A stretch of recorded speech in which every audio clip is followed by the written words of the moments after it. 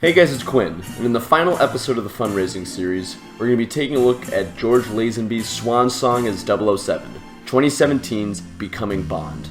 Becoming Bond is a documentary detailing the life of George Lazenby, the star of the incredibly underrated and often forgot Bond adventure, 1969's On Her Majesty's Secret Service. The story details how a car mechanic in rural Australia, through a combination of confidence, good looks, and even better luck, landed the coveted role of James Bond even though he had never acted in a film in his life. I'll spare you every detail of the documentary, but seeing as this is a James Bond channel, I'm going to dive into this documentary quite a bit, so be prepared for spoilers about this documentary moving forward. In that vein, we're now going to break down what I found to be the most interesting parts of the documentary. I want to start with the elephant in the room, which is his performance as James Bond. I think it's almost unanimously agreed that George Lazenby was the worst Bond actor in the series, and I agree with that completely. He's a wooden actor, plain and simple. I've reviewed On Her Majesty's Secret Service in the past, so I won't give a full rehash here, but the film as a whole, however, is quite excellent. And in many ways, I think Lazenby's performance actually helps it. The premise of the film is based on the idea that 007 is sort of winging it the entire time, so having an actor who is kind of out of his depths himself actually feeds into the character quite well. I think that any viewer of the film can appreciate the fact that if Connery or Roger Moore was the actor in that film, it would be a whole different movie. Lazenby, I think, would have been a bad Bond if he did more than this one film, and probably would have ruined the entire series if he kept playing the role, but I enjoyed him for what he attempted to do in this one time. As such, I'm actually kind of happy he was the guy in the part for just this one film. Now, why do I mention all this? Well, my above synopsis of Lazenby is pretty much how I always felt about the guy. After watching the documentary, however, you come to appreciate Lazenby as a human being. Listen, we know he's a bad actor, and in the documentary he pretty much admits as much. But what you find is his sort of winging it attitude that you learn about in the documentary really comes to fruition when he plays Bond on screen.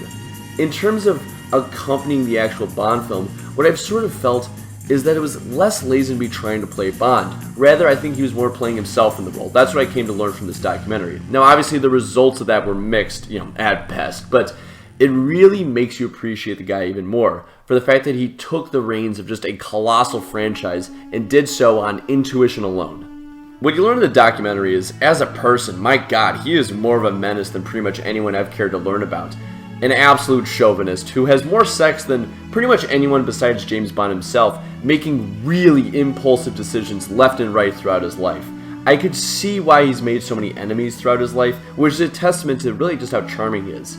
I mean, there's many different avenues in looking at Lazenby as a person, including the ones I just listed, but what I found the most interesting part of Lazenby's story was the only time he got emotional, which was talking about his longtime girlfriend, who he ultimately lost by his own continual mistakes right before he started shooting the film. In the documentary, Lazenby actually cries as he discusses how she was the one that really got away. He's married now, so he doesn't say this, but you can tell that it was his true love. And God, you know what that did for me? If you recall, at the end of On Her Majesty's Secret Service, Bond, he has his newlywed who gets shot and killed immediately. Lazenby, in the only good acting in that film, he cries when she dies. I've always thought that he sort of pulled that out of his ass when he did it, but after watching this documentary, God, if you can't see the parallels between Tracy Bond dying and George Lazenby himself losing touch with his longtime girlfriend, if you can't see how those both have the same emotional impact, then Jesus, you weren't paying attention to the documentary. If acting is, to a certain extent about emotion, then it's one of the more realistic pieces of acting I've ever seen. It's only because of the documentary that you can appreciate Lazenby's acting to any extent in that scene. And as a Bond fan, that's really cool. You never get to see that. You get to see Pierce Brosnan in The Thomas Crown Affair, Sean Connery in some Alfred Hitchcock, but you don't get to see the actual man, really, which makes it all the more interesting. Speaking of acting, I think this documentary does a great job of explaining why Lazenby never really acted again after On Her Majesty's Secret Service. Obviously, he was blackballed, which they talk about, but when you talk about the contract he was offered in order to do Bond, what you find is, first, he didn't sign the contract, which to me appeared really to be out of a mixture of arrogance, short-sightedness, and fear of not having the freedom to do what he wants. Of all these reasons, it appears obvious to me that Lazenby's Bond started and ended in 1969 because he was just a free spirit. Every man to play Bond has said, it engulfs your life. And this documentary makes it super clear that that's the case. Just a ball and chain is the antithesis of Lazenby as a person. So it's not surprising at all after seeing his story, the fact that he would just get the hell out of that role the second he got into it. Now that pretty much runs through a lot of the most interesting things that happen in the documentary. But on a technical front, how does this documentary do? Well, first of all, if you aren't a James Bond fan, don't waste your time on this one. It isn't a tour de force. It's a story of a guy that frankly is really only interesting if you know who he is. But for Bond fans, it really explains everything about him. George Lazenby is a completely flawed, kind of an asshole guy, but he owns it completely, which makes me respect his final decision to leave the franchise all the more. In terms of mechanics, I think the guy who plays Lazenby, his younger self, is really good in the role, and I think he sells that he is Lazenby pretty decently. There's a lot of James Bond puns throughout, which are really excessive, but Hulu made this documentary, so I think that just kind of comes with the territory. Everything else, though, who cares? You're there to watch Lazenby, so you just kind of ignore some of the bad acting and whatnot.